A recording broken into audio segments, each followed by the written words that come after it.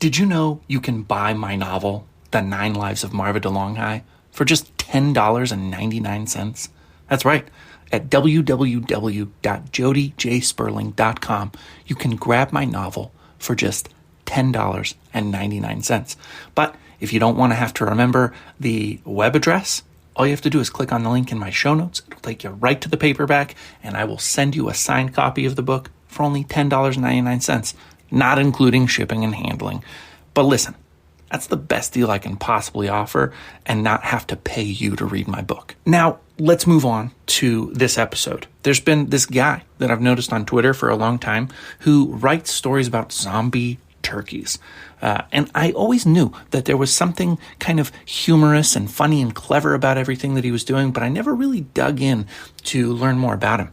And then when I jumped into reading a little bit of his work, I thought, he's really onto something. He's got something.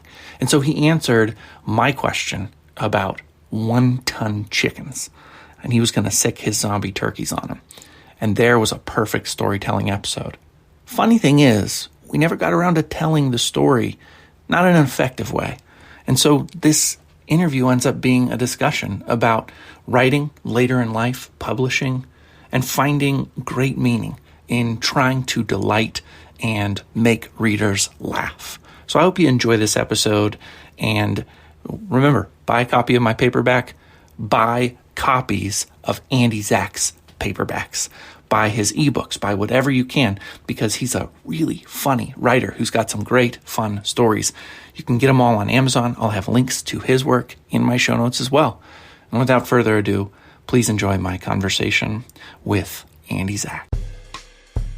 If you ever watched an Arthur read Republican got bored, TRBM, it's the antidote. That reminds me of when I used to sell used cars to people who needed a second chance. If they had bad credit or no credit, it was no problem. Now TRBM is for writers what time-lapse was for painters, what guitar solos and spotlight were for bands, and what chainsaws and ice blocks were for sculptors. But what does a TRBM stand for? Tiny rap bowel movements? That's disgusting. Tutu rockin' ballerina magic or today's royally blunt magistrate? Go ahead, you decide. And then I was frying a turkey and I brought it in to my family. And I said, well, just imagine if this came back to life. And someone said, that'd be a zombie turkey. And I said, oh, that's the name of my book. And the whole book was planned around the title. That is crazy. Okay. So you fry a turkey. Is it Thanksgiving, or do you fry turkeys just on the huge in your family? No, we got a new fryer, and I wanted to try it out before Thanksgiving. So we have a tradition of frying turkeys on Thanksgiving. So I wanted to try it out beforehand. So this was October. I retired in October.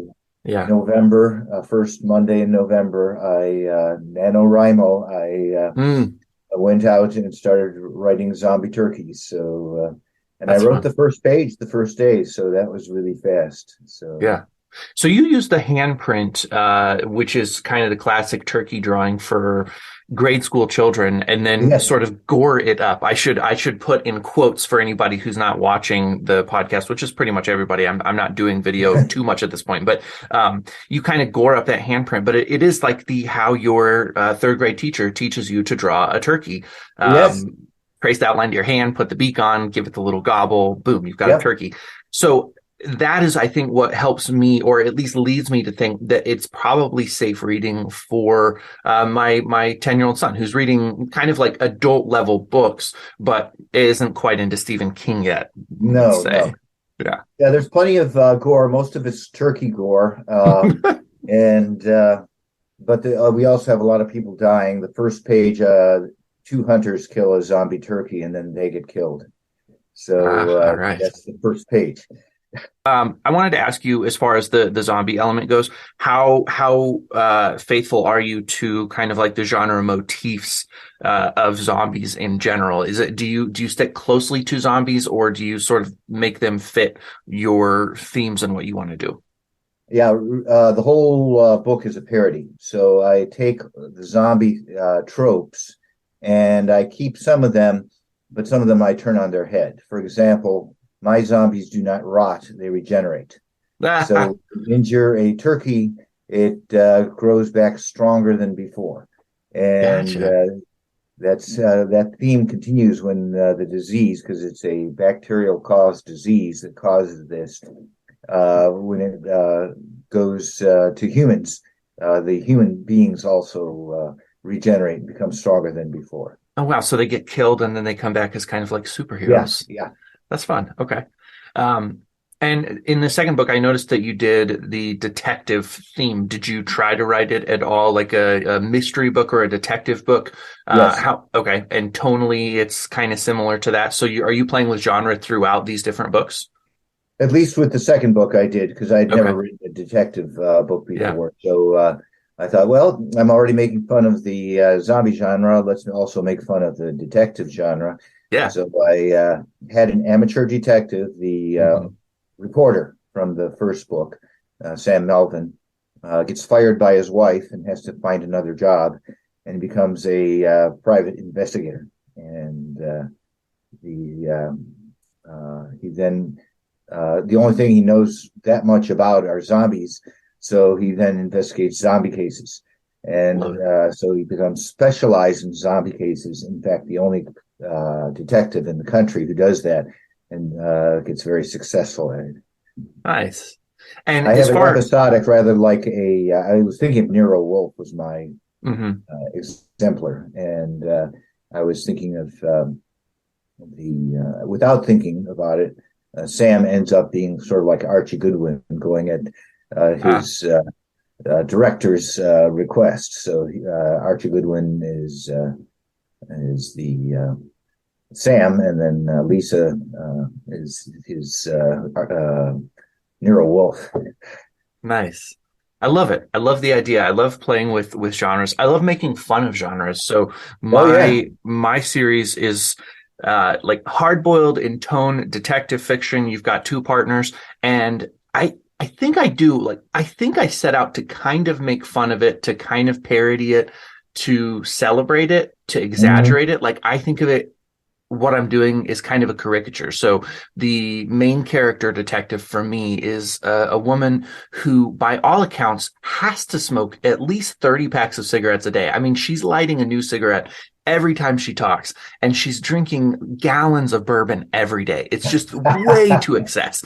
And her partner, Lyle, is eating the same way. And I've delighted so much in the people who are reading these books, and they'll be like, Lyle has a new piece of food every time that he's shown speaking or interacting with anybody. I mean, he's got things like he'll have a fried turkey leg, or he'll have a giant sub sandwich, and you're like, where is he even getting all this food? Yeah. And then I do introduce magical elements into it.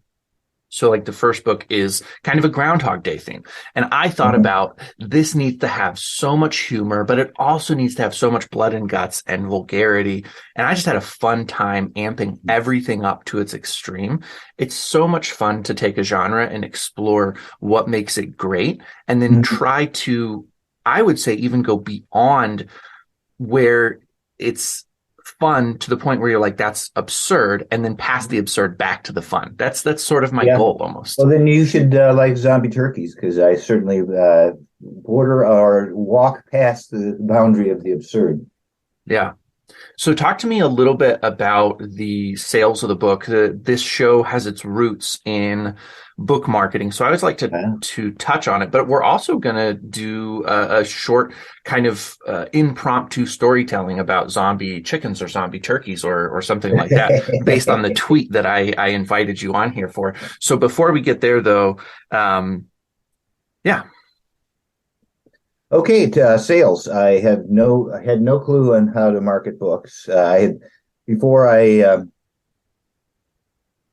before I finished writing. I finished the first draft, started editing it, passed it off to a professional editor, and then while she was editing it, I took a course in writing, which is ironic after I wrote it, and then.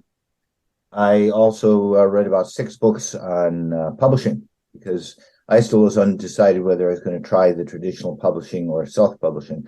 I was leaning towards self-publishing, but I decided to go, and I did go self-publishing. So, and I decided to keep it simple, just focus on selling on Amazon. So that was, I didn't want to devote energy to it. So I just wanted to plug and chug and have sales. Plug and chug worked fine. The sales did not. I had my book launch on Halloween of 2016 because the whole episode of the book takes place during November of 2015. So you've got zombie turkeys at Halloween. I love it. Yeah. So the whole book takes place between Halloween and Thanksgiving, and then I have some after climax stuff where they end up with the president celebrating New Year's Eve at the White House. So that's the end of the book. And okay, perfect. So anyway, at my book launch, I sold 10 books in a library room that I had arranged, mostly to friends, and those books went, and then my first couple sales on Amazon, I think I sold maybe two on Amazon before the end of the year, by the end of the year. So nice. I definitely didn't have the idea of how to do that, but I did find in person I could sell them. So I sold another, say 10 or 20 in person. Awesome. To strangers or people that you knew? How warm were the connections? These are all strangers. I went to book conventions. Went to First Friday for the arts. They had a wheel pottery place that my wife went to, and I sold books there. And that was encouraging. I got some money, and it's better than no sales. And right. That's pretty much the first year, 2016, and then I started advertising. I figured, well, the real problem is I didn't have more books. Just one book doesn't give you enough credit. So, right. It's also difficult to break even if you can only sell one book, because a lot of times, like you'll bring in enough people on an ad that if they buy multiple books, then you can be profitable on an ad. Is also part of it. Exactly correct. So I made a priority of writing the next book, and I said, well, how can I top Zombie Turkeys? Well, I went with Undead Mother-in-Law, and made the hero a middle-aged woman, married, churchgoer, and she becomes a zombie, and she has to fight prejudice against zombies, and she fights for zombie rights. Oh, wow.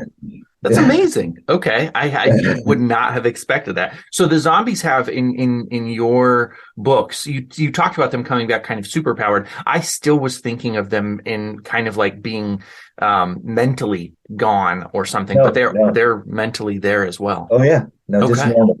Okay. Just normal. The only mental difference is with the zombie virus, you become slightly more aggressive. Gotcha. So that probably goes along with the energy and the strength that comes along with it as well. Yeah. So. Okay. So cool. You have a world of zombies that are, in all accounts, almost living a better life. They're superpowered. They're stronger. They're slightly more aggressive. But they become the heroes of Undead Mother-in-Law. So they get co-opted. They're all very patriotic, and they get co-opted by the U.S. government to fight an international criminal gang. That's wild. That's fun. Okay. So as you write more books, did you find that the sales picked up? Was it easier to sell more? Are you still running ads? What are you currently doing to get it out there? Yeah, that's great. I started doing Amazon ads without knowing what I was doing that was 2017. So 3 years I basically advertised, spent a lot of money and didn't get a lot of sales. So that was in 2020. I took a course by was it Brian Cohen, something like that? I know on how to do Amazon ads, and that was pretty successful. I picked up my sales in 2020, but part of that was the pandemic in 2020. That was my best year of sales. On Amazon, so that was extremely successful that year. Awesome. But the thing that really helps is my newsletter. New newsletters were important from the beginning, so I started one from the beginning with just people who signed up from my appearances, and then I found, you have these book sweeps, and I can get newsletter subscribers who want to join my newsletter. So and it ran up to about 1,500 newsletter subscribers. That helped with sales. That helped with promotion. And usually I would get some sales each time I send out the newsletter. So I send it out twice a month. And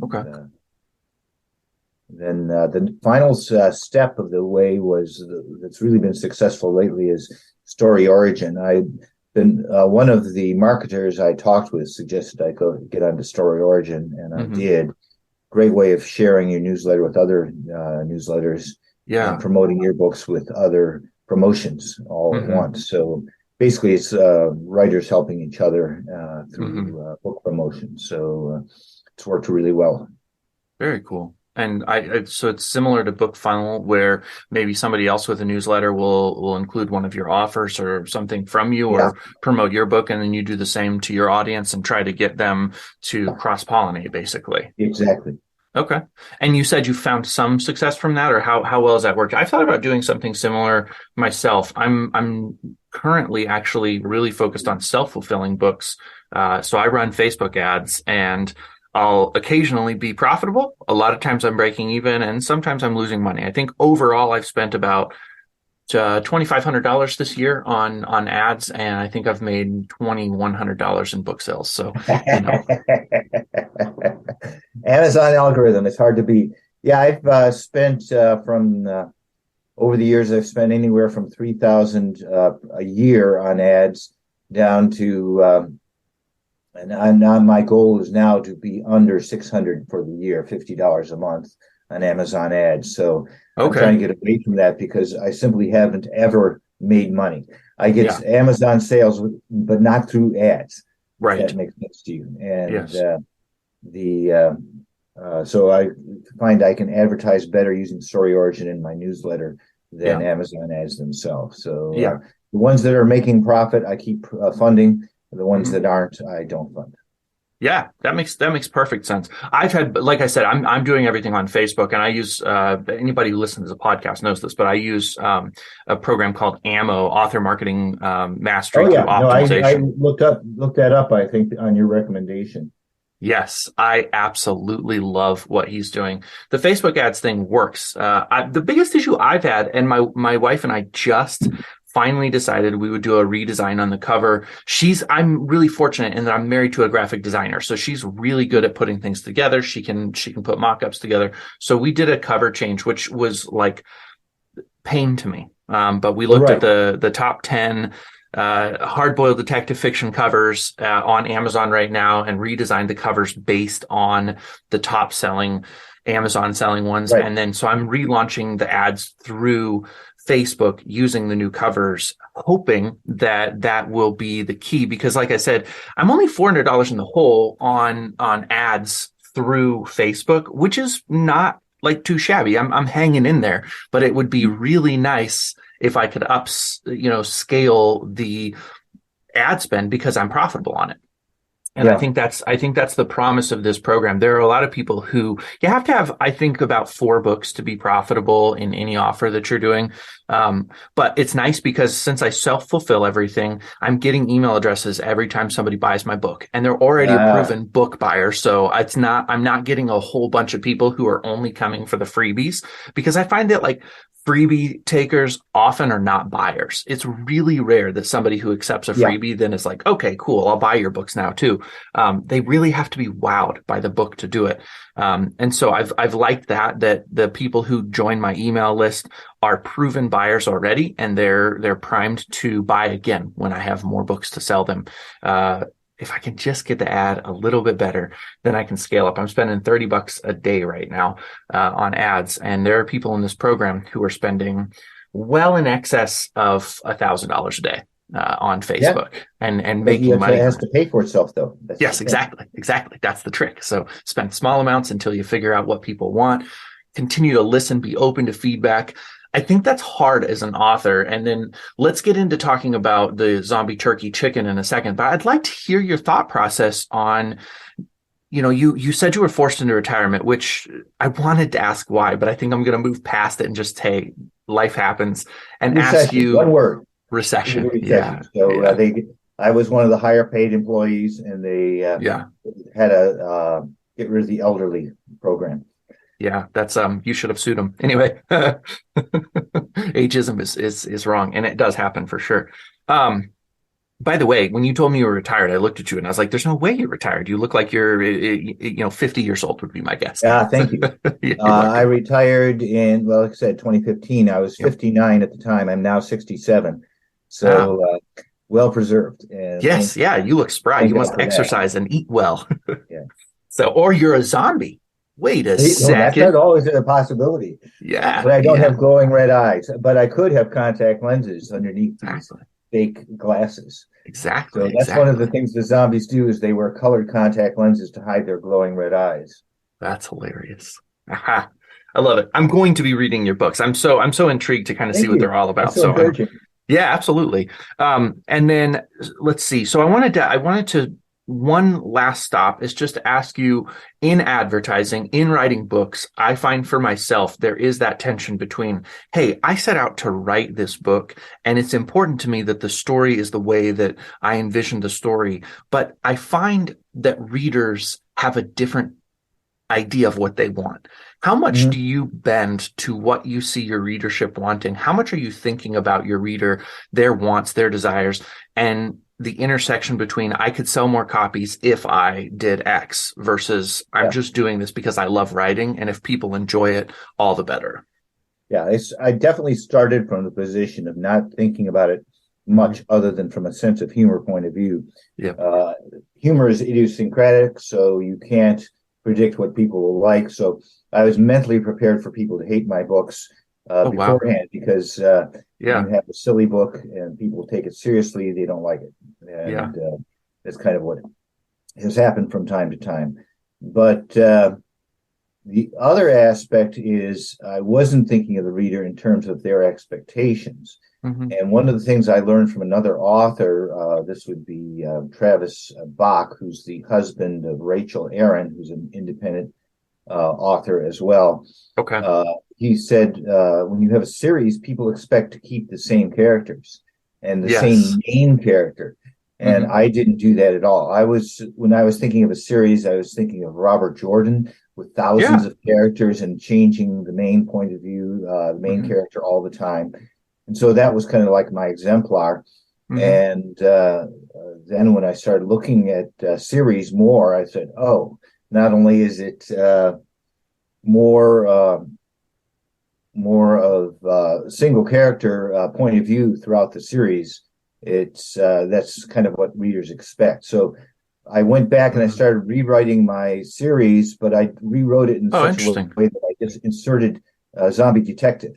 So that's from Sam's point of view, just like zombie turkeys is from Sam's point of view. So I'm thinking of even writing a third book in the series, all from Sam's point of view. Cool. So that would be my my plan, one of my plans. Yeah. I have lots Are of plans. you familiar? I can't remember the author's name off the top of my head, but are you familiar with the book Redwall by any chance?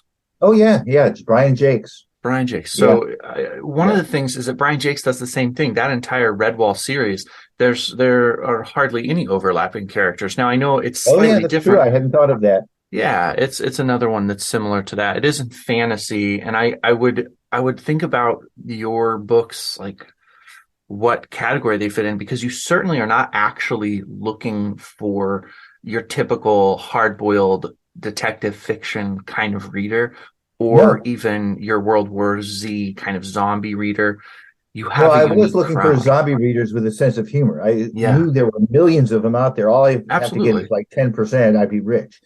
Yeah, yeah, exactly. Even 1% and you would be doing just fine. I think about Oh that yeah, all the time. If I crank the could, numbers at 1%. I said yes. yes, yes, exactly. I know. I think about that so much. Okay, well, so you've started writing books to listen to your readership and what your readership expected with kind of characters and maybe a semi-connected story arc and things like that. It's clear that you're doing this because you love doing it, but it's also clear that you want readers. Anything else like that stands out to you about your process and how you try to connect with readers or the writing process that you feel like nobody else is doing and you would love to say if you could just have the ears of an audience that's never heard you before? Oh, okay. That's a great question. I guess I would just go to my writing process. I'm goal directed. So I saw, I think, a post on enneagrams from you, or is that Yeah, another? yeah. No, Yeah. that was my Yeah. last So episode. I'm an 8 with those 7 wings. So I took the test, Nice. and so I'm very goal directed. And in order to keep myself driving forward, I set a goal of publishing another book every 9 months. Awesome. So that keeps me working. Hmm. And I don't work so much on words per day. I'm more Hmm. focused on words every day Yes, absolutely. and get some progress every day.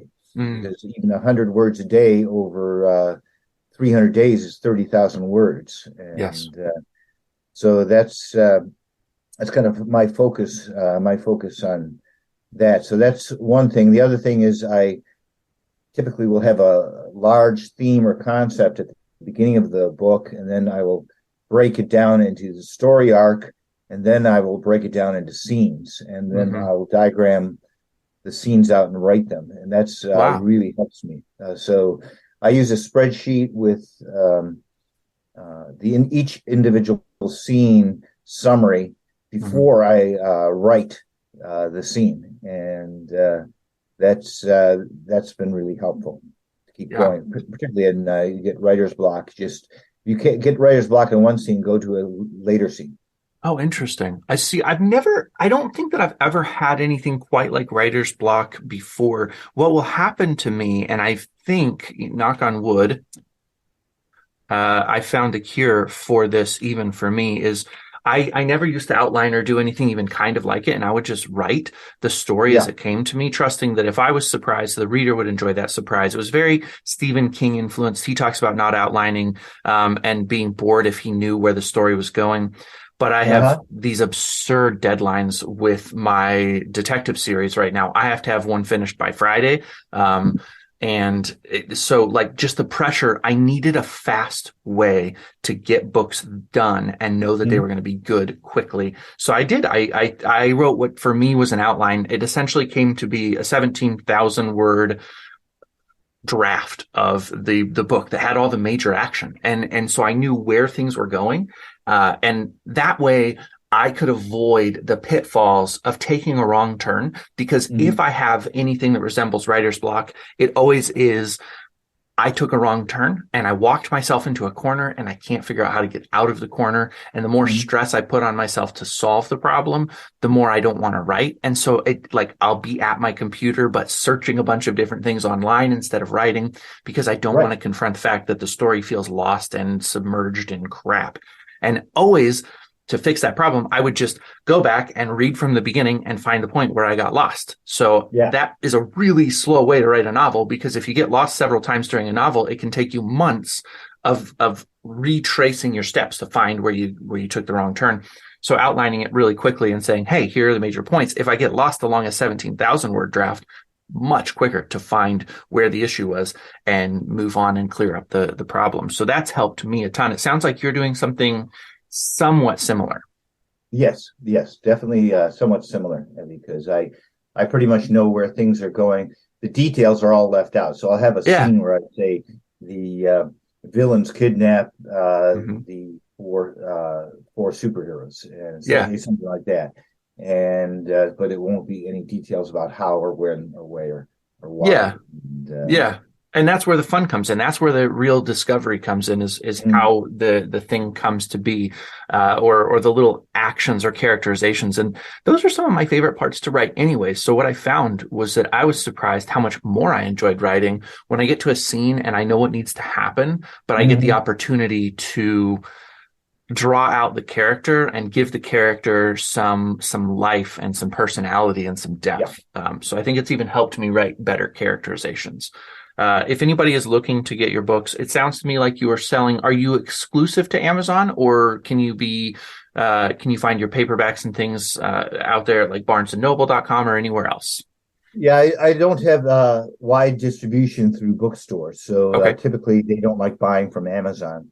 I right. don't go to Ingram because I found Amazon to be cheaper for printing, Yes. and so what I do have is a Square site where I sell the books directly from my home, Oh, and perfect. that's Okay. direct sales. So that's something I provide to people. Let me quickly give you the URL, or you can get it to me offline, whatever is convenient Yeah, for just you. shoot it to me in the Twitter messages and I'll pop it in the show notes for everybody. So Okay. look for Andy's Yeah, all website. 9 of my books are there, and Perfect.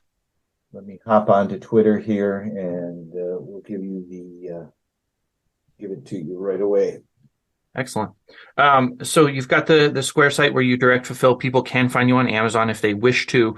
They're going to find you at JJVORS. Is that right? On Twitter, or did I get the? Yeah, that's one of my Twitter accounts. I Ah, have you have four multiples. accounts. I Okay. have JJVRS is my uh, personal account, Okay. and then I have an Andy Zach account, Andy Aha. Zach 2, and then I have a Zombie Turkeys account, Zombie Turkeys, and then I have an Undead Mother-in-law account because Wow. Okay. How in the world are you so managing all of before this? I knew what I was doing on Twitter, I said, well, Uh-huh. I could make an account for every book I write, and then I eventually smartened up and Yeah. stopped. I was going to say that is a lot of work. I have two accounts and I keep both of them tweeting my personal account is where I do all of my work. I have one character account and she tweets pretty regularly, but I don't respond to anybody on her account. She tweets and that's Okay, it. well, that So, simplifies life if you don't have to respond. yeah. So that helps quite a bit. There we go. I have to find Jody. Jody Sperling. There you are. Oh, you have a blue check. That's kind of cool. Some writers are against it. I haven't found any benefit to it yet, so I haven't. No, yeah, I know that Twitter, for the most part, like I said, has treated me really well. I have grown the podcast almost exclusively through Twitter, and it's a big Oh, okay, podcast. that's a So good that's reason. yeah, it's been really nice. I will say, and if Elon hopefully listens to this podcast, I want to contest the algorithm right now. He's changed something about the algorithm, and I am under the impression at this point that it's a popularity contest, which bothers me a little bit because I'm getting really great interaction in my comments and in my likes. I don't tend to get as many retweets, which questions just don't. And I think that he favors retweets more than he does actual interactions, which makes Twitter's social aspect kind of a pain in the ass. But Oh, yeah, like I this is said, kind of interesting. Haven't given much thought to it. yeah, As I've been on Twitter for 11 years, at least maybe 12 now, hmm and I didn't get it at all at yeah, first, and so I yep, just used it as a news source. I hmm used it to find interesting stuff, and I thought it was absolutely stupid for interactions because I hated the 140 character interact sure, limit. So I tend to be verbose, yep, and so I couldn't get that at all. Eventually, about 10 years later into my yeah, career, I found a lot of authors and writers, yes, and that was really helpful, just interacting with people like you. yep, And so these actually became real friendships, hmm and enjoyed their content. So that was probably the intent of Twitter all along that I didn't get for hmm 10. yeah. Yeah, I think so. What I would say is I wonder if Elon or the people who own Twitter before him actually know what Twitter is about. I think that there may be a misconception about what it is. I strongly believe that Twitter would be better for people who actually wanted to have a business on Twitter, and it would Uh, be better for the people on Twitter if they would embrace that conversation is the best thing we can do. Having a 240 character limit at this point is a real breath of fresh air because it does mean you have to be concise about what you say. It means you have to think about how you say things and cut and trim the fat, but you have the opportunity for multiple back and forths. My favorite part is getting in a conversation with someone like you or telling a story with someone like you that goes back and forth and it's equal parts response and it's you're volleying back and forth. I really like that, and that's what Twitter is all about. You build these relationships. My most loyal book buyers all come from Twitter, but it is also really difficult to run an ad or something on Twitter because I don't think that people understand what it's really doing.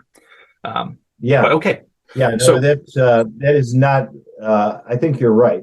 And before Elon had it, it was a confused platform because no one seemed to know what it was all about. It yes. didn't have a vision, I think is the word I'm looking for. Yeah. And, people used it and they liked it, Hmm. but the company itself didn't understand what it No, was not at about. all. Yeah. Yep. So he may give it more vision. I'm not really sure. I actually tend to like him fairly well. I think I'm intrigued by some of his behaviors right now. I'm not exactly sure how to interpret like the Dogecoin logo that he used yesterday. I don't know if it's still up today or not, but for a little I while was it replaced curious the if that was Bluebird. a one-time thing or a long-time thing. And Exactly. this in my previous career, I was a project manager, and one of the Hmm. things I studied was change management. Hmm. And basically, nobody in the tech world does change management. They just make changes without Hmm. regard to communicating and letting Yeah. people know why. Hmm. How do I use the change, Hmm. and what is the purpose? Exactly. And how do I go from what I'm used to this new system? And that's never Exactly. told. No, it's not. Yeah, I lost the job I really loved because of poor change management. Actually, I was trying to manage change, and the company was angry at me for being too transparent with my the managers that I was overseeing. That's a different conversation for another time. But yeah, change I is really important. I have an alarm going off. Excuse me here. I have to Yes. stop the alarm. You're good. You're good. We should wrap up. So I'm going to have people find you on your Square. You've sent it to me so they can get your books directly. They find you on Twitter, and we are all set to rock and roll. So thank you so much for joining the podcast. Loved having you. It was nice to meet you, Andy, and we'll continue the conversation on Twitter. I'm so excited. Thank you so much, Jody. Have a Thank great you. day. You too. Bye.